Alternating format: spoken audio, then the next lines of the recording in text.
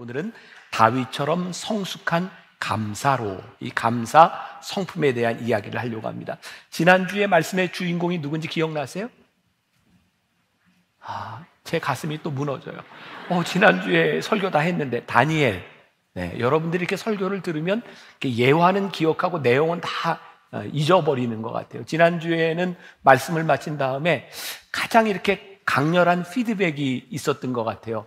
제가 은퇴하면 도촌동에 살 거다 이런 얘기를 하면서 판교, 분당 이렇게 집을 얻으려고 하다가 도촌동에 얻게 됐다 했더니 두 가지 반응이 있었어요. 하나는 예배를 마치고 난 다음에 우리 교인들의 여러분들이 도촌동에 가서 땅을 보고 집을 보고 우리도 도촌동 산다 이런 분이 있었는가 하면, 목사님이 판교에서도 안 살고 분당에서도 안 살고 조금 싼 도촌동으로 간다라고, 이게 도촌동 비하 발언이다, 목사님이 이거 사과해야 된다, 막 이런 제가 얘기하는 바는 그런 거 아닌 거 아시죠? 저는 어쨌든 도촌동에서 이제 살게 될 거고요. 그랬더니 또 막 이런 글들이 올라와요. 아니, 분당에 이사 와서 만나교회 등록을 하려고 했는데 언제 은퇴하세요? 저 쉽게 안 합니다.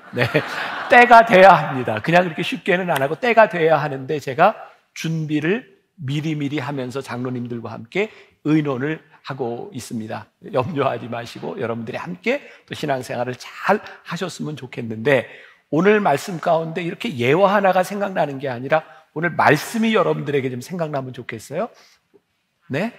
오늘 말씀의 제목은 다윗처럼 성숙한 감사로, 이 감사도 성품이다, 이런 이야기를 하려고 합니다. 감사는요, 우리 인생에 이렇게 역경, 고난과 좀 밀접한 관계가 있는 것 같아요. 자, 우리들이 살아가면서 나는 고난 가운데 있어 할 때는 언젠가요?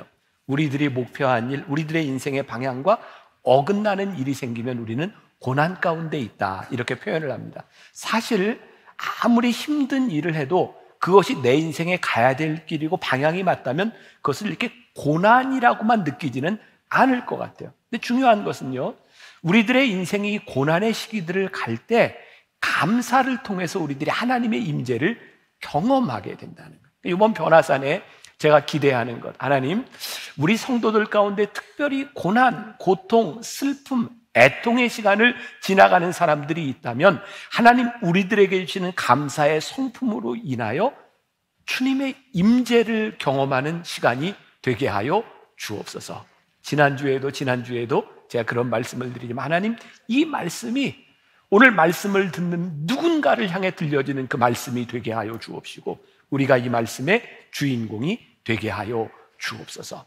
하나님의 임재를 우리들이 경험하는 이 일들이 우리들의 삶에서 일상이 되기 시작할 때 이것이 우리들에게 습관이 되는 거죠.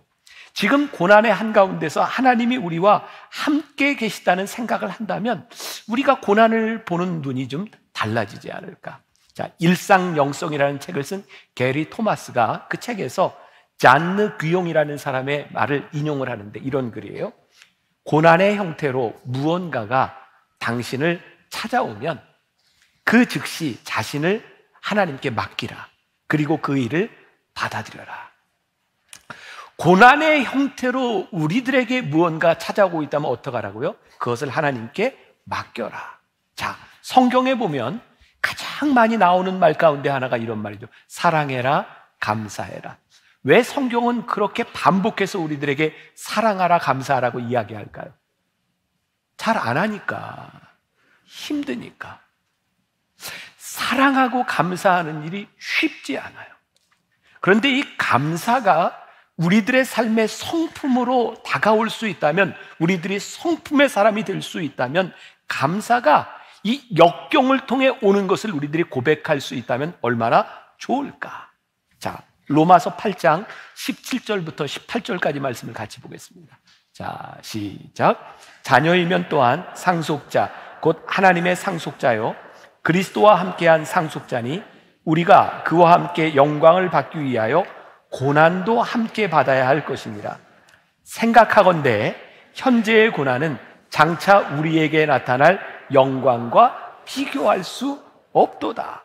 이 말씀에 보니까 고난이 영광과 연결이 되어 있는 것 같아요.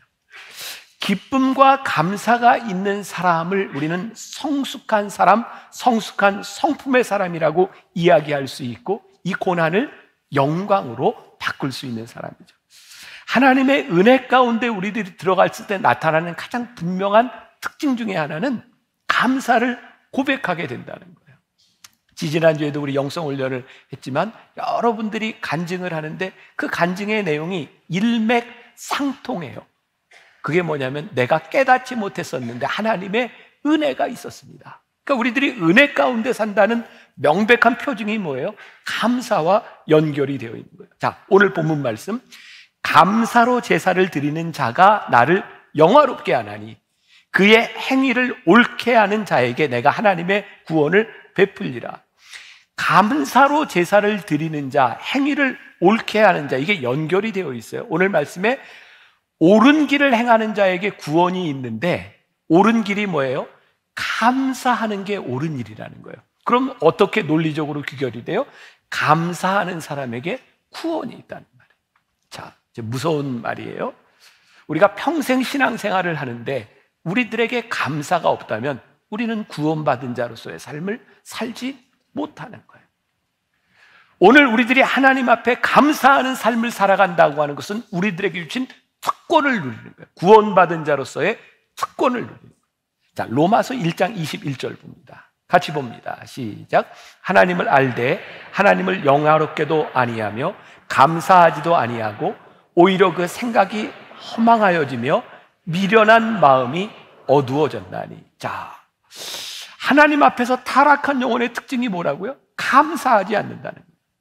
그렇기 때문에 우리들이 하나님을 영화롭게 할 수 없는데, 오늘 우리들에게 감사가 있다면 그 감사가 하나님을 영화롭게 해요. 자, 이 중에 평생을 신앙생활한 사람들, 수십 년 신앙생활한 사람들, 우리들의 어떤 모습을 바라보며 사람들은 이 세상을, 하나님을 영화롭게 할까요? 저는 우리 속에 감사와 기쁨이 드러날 때 하나님을 영광스럽게 할 수 있다고 생각합니다. 자, 여러분들에게 어느 때 감사가 있고 어느 때 감사가 사라졌나요? 우리가 은혜로 충만하던 때 우리들에게 감사가 있어요. 지금 우리들에게 어떤 일이 일어나고 있느냐가 중요하지 않고 충만할 때 감사가 있어요. 언제 여러분들이 감사를 잃어버려요? 하나님을 떠났을 때입니다. 우리들이 무엇이 있고 없고에 대한 문제가 아니라 우리들이 충만함 가운데 있느냐 없느냐. 제가 어제 새벽에 일어나서 말씀을 쭉 보다가 이렇게 한 문장을 썼어요. 받은 것에 대한 감사가 아니라 하나님께서 행하시는 일에 대한 감사가 우리들에게 있는가. 여러분, 우리들이 받은 것에 대한 감사가 아니라 오늘 하나님께서 우리들에게 행하시는 일에 대한 감사가 우리들 가운데 있는. 그럼 다윗을 보세요. 그가 사망의 음침한 골짜기를 다닐 때 그는 자기를 인도하시는 하나님을 찬양했어요. 그가 죄를 짓고 하나님 앞에 통곡하며 회개할 때 그는 죄를 사해 주시는 하나님의 은혜에 감사했어요. 그가 평안한 길을 갈 때 그의 인생을 평탄케 하시는 하나님을 찬양하고 주의 은택을 고백한 사람이었어요. 하나님께서 그에게 어떤 일을 주셨는가가 감사의 조건이 아니라 지금 하나님께서 그의 인생에 무엇을 행하고 계신가, 그것이 감사할 수 있는 이유였다는 거예요. 자, 시편 103편 1절부터 5절까지 말씀 우리 한번 같이 읽어봅시다. 자, 시작. 내 영혼아 여호와를 송축하라. 내 속에 있는 것들아 다 그의 거룩한 이름을 송축하라. 내 영혼아 여호와를 송축하며 그의 모든 은택을 잊지 말지어다. 그가 내 모든 죄악을 사하시며 내 모든 병을 고치시며 내 생명을 파멸해서 속량하시고 인자와 긍휼로 관을 씌우시며 좋은 것으로 내 소원을 만족하게 하사 내 청춘을 독수리같이 새롭게 하시는도다. 내 영혼아 주님을 찬양하라. 내 영혼아 주님을 송축하라. 내가 오늘 주님을 찬양할 수 있고 주님을 송축할 수 있으면 뭐가 더 필요하겠어요? 자, 지난주 다니엘에 대한 이야기를 했어요. 여러 가지 이야기 중에 다니엘이 사자굴에 던져 죽임을 당할 것을 알면서도 기도했던 장면, 다니엘 6장 10절. 자, 기억을 더듬어 한번 다시 볼까요? 시작.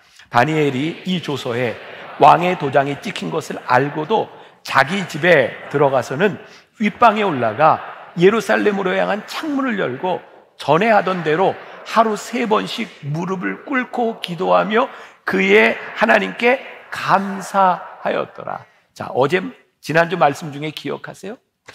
우리가 사실 용기 있게 우리들이 행동하면 용기가 우리를 붙잡아 주는 것이 아니라 용기 있게 행동한 우리를 하나님이 붙잡아 주신다고요.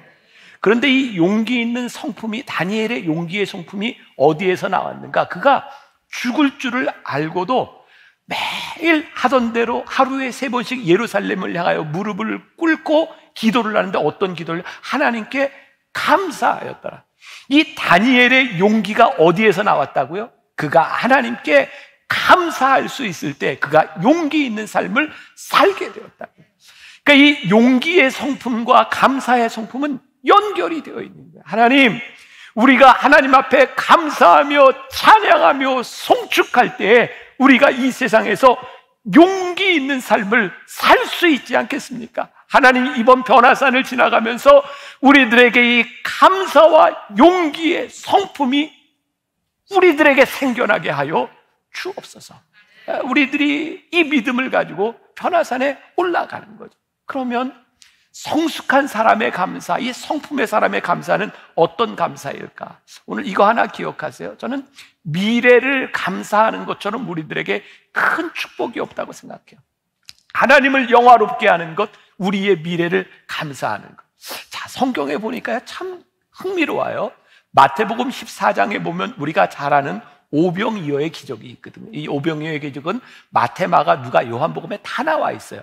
마태복음에서는 14장에 나와 있는데 예수님께서 오병이어, 보리떡 5개와 물고기 2개를 가지고 5,000명을 먹이고 남는 기적을 행하셨는데 그 기적을 베풀기 전에 성경에 보니까 예수님께서 축사하셨다라고 해요. 축사가 뭐예요? 축복하고 감사하셨다는 거예요. 굉장히 놀라운 일이에요. 예수님께서요, 오병이어의 기적을 행하신 다음에 감사하신 것이 아니라 축복하고 감사하신 다음에 그 기적을 행하셨어요. 자, 요한복음 11장에 우리가 잘 아는 죽은 나사로를 살린 유명한 말씀이 있어요. 예수님께서 나사로를 살리시는데 요한복음 11장 41절에 보니까 예수께서 눈을 들어 우러러 보시고 이르시되 아버지여 내 말을 들으신 것을 감사하나이다. 자, 예수님께서 나사로를 걸어라, 그를 풀어 다니게 하라 라고 말씀하시고 그를 살리신 다음에 하나님께 감사한 것이 아니라 예수님께서 하나님, 아버지여 내 기도를 들으신 것을 감사하나이다 라고 기도하시고 선포하셨어요. 놀라운 감사의 기적이 있는 거예요. 미래를 감사하는 것이, 야, 이 놀라운 기적을 가져다 주는구나. 미래에 대한 감사와 믿음이 우리들에게 축복을 가져오는구나. 제가 오늘 굉장히 중요한 것을 여러분들에게 하나 말씀드려요. 우리가 믿는 신앙, 하나님을 믿는 우리의 신앙이 축복의 신앙이에요? 기복의 신앙이에요? 아, 좋은 말로 대답을 하세요. 축복이에요? 기복이에요? 축복이에요. 축복. 이거 굉장히 중요한 얘기예요. 축복과 기복의 차이가 뭐예요? 기복은요, 우리들이 하나님 앞에 어떤 존재인지 어떤 인격인지가 중요하지 않아요. 그냥 복을 비는 거예요. 축복은 하나님 앞에 우리들이 복을 받을 만한 인격과 성품의 사람이 될 때 하나님께서 우리들에게 주시는 거예요. 굉장히 놀라운 일이 나와 있죠. 아, 그렇구나. 하나님께 감사하는 것, 미래를 감사하는 것이 복이구나. 우리가 하나님을 믿으며 누리는 축복은 감사와 연결이 되어 있는 거예요. 자, 오병이어의 기적으로 좀 다시 돌아가요. 마태복음 14장 15절부터 16절까지에 보니까 예수님께서 제자들에게 그 5,000명이 넘는 사람들이 빈들에 있는데 그들을 좀 먹여야 되겠다 생각하시고, 자, 15절 16절 같이 봅니다. 시작. 저녁이 되매 제자들이 나와 이르되 이곳은 빈들이요 때도 이미 저물었으니 무리를 보내어 마을에 들어가 먹을 것을 사 먹게 하소서. 예수께서 이르시되 갈 것 없다. 너희가 먹을 것을 주라. 자, 우리들이 상상을 가지고 말씀을 보자. 어떤 상황이에요? 예수님께 하루 종일 말씀을 들었는데 사람들이 배고픈 거야. 예수님이 보시기에 안타까우셨어요. 야, 저들을 좀 먹여야 되겠다. 근데 제자들이 우리가 뭘로 먹여요? 우리가 가지고 있는 게 없는데 사람들한테 먹고 오게 하세요. 이거 불가능한 일이에요. 먹이기 싫다 이런 얘기죠. 근데 예수님께서 뭐라고 말씀하셔요? 너희가 먹을 것을 주라. 그랬더니 제자들이 17절에서 제자들이 이르되 여기 우리에게 있는 것은 떡 5개와 물고기 2마리 뿐입니다.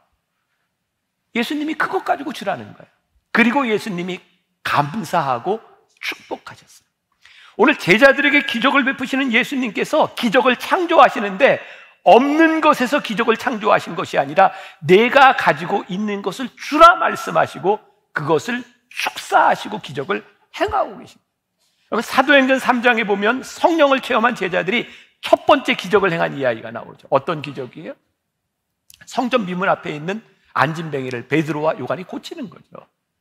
안진뱅이를 만났을 때 그들이 뭐라고 얘기해요? 은과 금은 내게 없으나 내게 있는 것으로 내게 주노니 뭐예요? 나사렛 예수의 이름으로 일어나 걸어라. 그리고 기적이 일어나.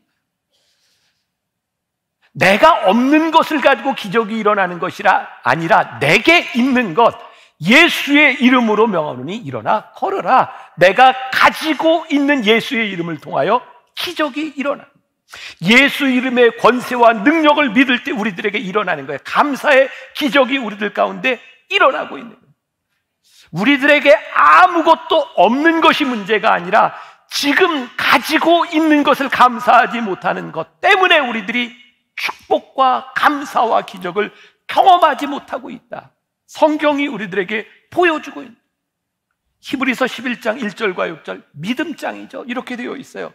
믿음은 바라는 것들의 실상이요 보지 않는 것들의 증거니 또 하나님께 나아가는 자는 반드시 그가 계신 것과 또한 그가 자기를 찾는 자들에게 상 주시는 이심을 믿어야 할지니라. 우리들의 눈에 보이는 것으로 일어나는 것이 아니라 우리들의 인생의 감사를 통하여 하나님이 역사하신다. 저는 오늘 여기에서 강단에서 설교를 하면 제가 이 부분에 있어서는 설교할 자격이 있다. 왜? 저에겐 이 믿음으로 제가 살아왔거든요. 나에게 풍성함이 있는 것이 아니라 하나님께서 나에게 있는 것으로 가지고 역사하시고 저에게 꿈을 주시고 그리고 진짜 놀랍던 게 제가 요번 주간에 제가 혼자 깜짝 놀란 거예요. 20여 년 전, 아니 30년 전 내가 그렇게 믿음으로 이야기했던 건 내가 잊어버리고 있었는데 하나님께서 지금 내 눈앞에서 행하고 계셔. 그때 믿음으로 고백했던 그 고백을 하나님이 잊지 않으셨어. 우리들이 신앙생활을 하면서 적어도 하나님께서 우리들이 믿음으로 고백하고 감사했던 일들에 대하여 행하시는 하나님을 우리들이 고백할 수 있을 때 우리의 인생에 기적이 일어나는 것이야. 출애굽기 3장 모세가 하나님께 부르심을 받는 장면에서 하나님이 모세를 어떻게 부르셨어요? 모세야 모세야 부르셨어요. 안 재밌으세요? 하나님이 위대한 모세를 모세야 모세야 부르셨어요. 특별한 부르심이 아니에요. 근데 하나님께서 모세를 부르셔서 뭐 하시려고? 그를 민족의 지도자로 쓰시려고. 근데 모세가요 계속해서 얘기하는 거면 내가 할 수 없는 이유가 너무 많아요. 4장으로 넘어가서 2절에 보니까 여호와께서 그에게 이르시되 내 손에 있는 것이 무엇이냐? 그가 이르되 지팡이니이다. 할 수 없는 이유를 계속 대는데 하나님께서 모세에게 너 지금 뭐냐? 지팡이. 뭐 하는 지팡이에요? 양치는 지팡이요. 놀라운 것은 그에게 있는 양치는 지팡이를 하나님께서 능력의 지팡이로 쓰신 거예요. 굉장히 중요한 진리죠. 지금 나에게 있는 것이 무엇이냐가 중요한 것이 아니라 나에게 있는 것을 하나님이 어떻게 쓰시냐가 중요한 것이죠. 하나님 저는 보잘것 없습니다. 저는 이것밖에 없습니다. 근데 하나님 뭐라고 말씀해? 내가 그걸 쓸 수 있다고 말씀하시는 거예요. 그래서 우리들이 감사할 수 있는 거예요. 내가 가지고 있는 자격과 내가 가지고 있는 것이 때문이 아니라 내가 가지고 있는 그것을 가지고 하나님 앞에 감사할 수 있는 거예요. 제가 10여 년 전엔 설교할 때 낮은 울타리라고 하는 잡지에 나오는 굉장히 감동적인 이야기들을 많이 이렇게 인용을 했었어요. 보니까 2007년이니까 15년 전 그때 제가 한번 인용했던 그 이야기인데 지금 들어도 굉장히 좋아서 한번 제가 여러분들에게 들려드리려고 하는데 특별히 우리 청소년들을 위해서 목사님이 좀 리얼하게 연기를 좀 하려고 그래. 너희들 잘 들어야 되겠니? 안 잘 들어도 되겠니? 목소리가 야 그래 이렇게만 하지 말고 입으로 좀 해봐. 잘 들어야 되겠어? 안 잘 들어야 되겠어? 잘 들어야 되겠어. 자, 제가 한번 읽어드리렵니다. 잘 들어보세요. 몇 달 전 집에 가려고 지하철 1호선 인천행을 탔던 날이었습니다. 자리에 앉아 있는데 신도림역에 이르자 문이 열리면서 어떤 아저씨가 큰 가방을 들고 타더군요. 겉모습을 보아하니 지하철 안에서 물건 파시는 분 같았습니다. 아니나 다를까 아저씨가 헛기침을 몇 번 하더니 특유의 목소리로 말을 시작했습니다. 여러분 안녕하십니까? 제가 이렇게 여러분들에게 나선 이유는 가시는 걸음에 좋은 물건 하나 소개해드리고자 함입니다. 자, 여러분 물건을 보여드리겠습니다. 자, 아저씨는 가방 속에서 물건을 꺼냈습니다. 자, 플라스틱 머리에 솔이 달려 있습니다. 이게 무엇일까요? 그렇습니다. 칫솔입니다. 처음부터 말솜씨가 예사롭지 않았습니다. 다른 분들과 다르게 혼자서 묻고 답하고 하는 모습이 재미있기도 하고 인상적이었습니다. 이걸 뭐 하려고 가지고 나왔을까요? 팔려고 나왔습니다. 한 개에 200원씩 5개 묶어 있습니다. 얼마일까요? 1,000원입니다. 뒷면을 돌려보겠습니다. 영어로 써 있습니다. Made in Korea. 이게 무슨 뜻일까요? 수출했다는 겁니다. 수출이 잘 될까요? 망했습니다. 자, 그럼 여러분에게 한 개씩 돌려보겠습니다. 말이 끝나기가 무섭게 아저씨는 칫솔을 사람들에게 돌렸습니다. 아저씨의 행동에 황당해하는 사람도 있고 아랑곳하지 않고 계속 잠을 자는 사람들도 있었습니다. 칫솔을 다 돌리고 난 뒤 아저씨가 하는 말. 자, 여러분 여기서 제가 몇 개나 팔 수 있을까요? 여러분도 궁금하시죠? 저도 궁금합니다. 잠시 후 알려드리겠습니다. 보면 볼수록 재미있는 아저씨였습니다. 나 역시 그 아저씨가 몇 개의 칫솔을 파는지 궁금한 나머지 아저씨가 지나갈 때마다 손님들의 손을 빤히 쳐다봤습니다. 돈이 있는지 없는지를 보기 위해서였죠. 은근히 많이 팔릴 것 같은 기대감도 들었습니다. 잠시 후 돌린 칫솔과 돈을 다 걷어들인 아저씨가 말을 이어갔습니다. 자, 여러분 칫솔 4개 팔았습니다. 얼마 벌었을까요? 4,000원 벌었습니다. 제가 실망했을까요? 안 했을까요? 예, 실망했습니다. 그렇다고 제가 여기에서 포기하겠습니까? 다음 칸 갑니다. 아저씨는 가방을 들고 유유히 다음 칸으로 갔습니다. 조용해진 지하철 안에서는 여기저기서 조그마한 웃음소리가 들렸습니다. 나도 당시엔 덩달아 웃을 수밖에 없었지만 아저씨가 남긴 마지막 말은 오랜 시간이 지난 지금까지도 가슴 깊이 남아 있습니다. 뜻대로 되지 않아 실망하거나 포기하고 싶을 때면 의뢰 그 칫솔 아저씨의 이야기가 떠오릅니다. 희망을 잃지 않아야겠습니다. 아저씨의 말처럼 다음 칸이 있으니까요. 그럼 이 세상에 긍정적인 사고를 가진 사람도 이런 생각을 하고 이런 말을 합니다. 근데 우리는 긍정적인 사고에서 끝나는 사람이 아니라 하나님을 믿는 사람입니다. 하나님께서 우리들의 삶을 인도하심을 믿는 사람. 우리의 삶에서 어떻게 하나님의 임재와 하나님의 인도하심을 믿는 우리들에게서 어떻게 우리들의 삶을 감사하지 않을 수 있을까요? 미래의 감사가 우리의 삶을 축복과 기적으로 인도하는 열쇠인데 우리들이 감사의 성품을 잃어버리고 있다면 우리는 하나님의 은혜를 경험하지 못하고 사는 사람입니다. 이번 변화산이 여러분들 속에 역사하시는 하나님의 임재, 은혜를 경험하는 변화산이 되어야 되지 않겠습니까? 자, 저는 영성이 늘 훈련이라고 말을 합니다. 영성은요, 어느 날 한 번에 우리들 가슴에 훅 들어와서 우리들이 영성이 쌓여지는 게 아니더라고요.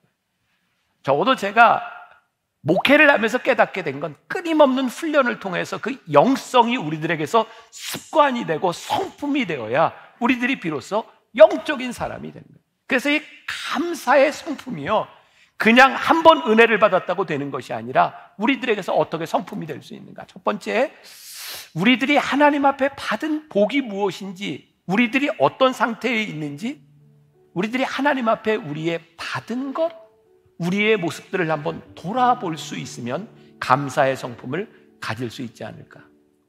여러분들이 오늘 이 자리에 앉아서 예배하는 것이 참 큰 복이라는 생각이 들지 않으세요?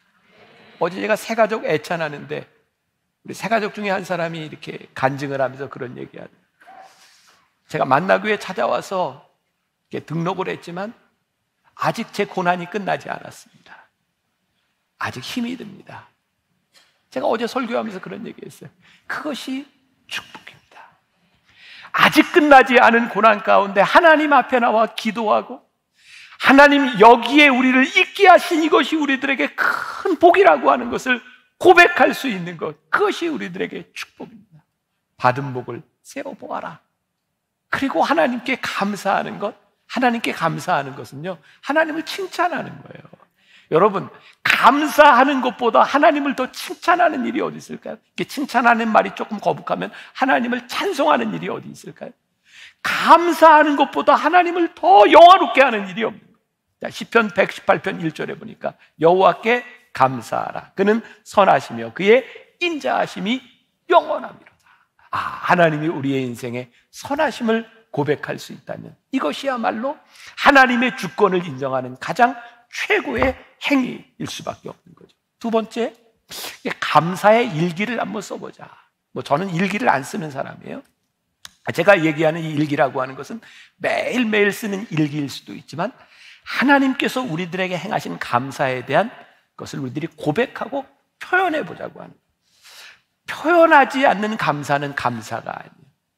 그래서 제가 오늘 그런 생각이 들더라고요. 우리 기도 제목을 우리들이 많이 쓸 수 있어요. 우리가 바라는 것, 하나님 우리의 고난에서부터 우리들이 기도 제목들 많이 있어요. 근데 그런 기도 제목을 쓰기보다 한번 하나님께서 우리들에게 주신 감사를 한번 적어볼 수 있다면, 감사의 고백을 할 수 있다면 우리들이 안고 있는 모든 문제들이 이 감사 안에서 풀려지지 않겠는가.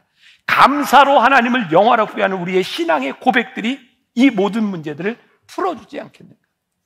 저는 이 감사라고 하는 게 우리들에게 이렇게 좀 중독성이 있다고 생각하는, 어떤 일에 중독성이 있냐, 너무 좋아서 막 하고 싶을 때, 감사가 그런 것 같아요.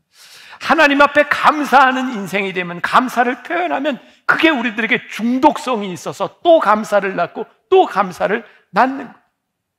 이 시편 기자를 보면 정말 그의 인생의 모든 고백들이 있어요. 고난의 이야기, 슬픔의 이야기, 배신의 이야기. 근데 시편이 하나님을 찬양하는 그 말씀이 될 수 있는 것은 그 모든 비탄과 애통과 고난과 슬픔의 얘기 가운데 결국은 하나님을 고백하며 하나님을 찬양하고 있다는 거예요.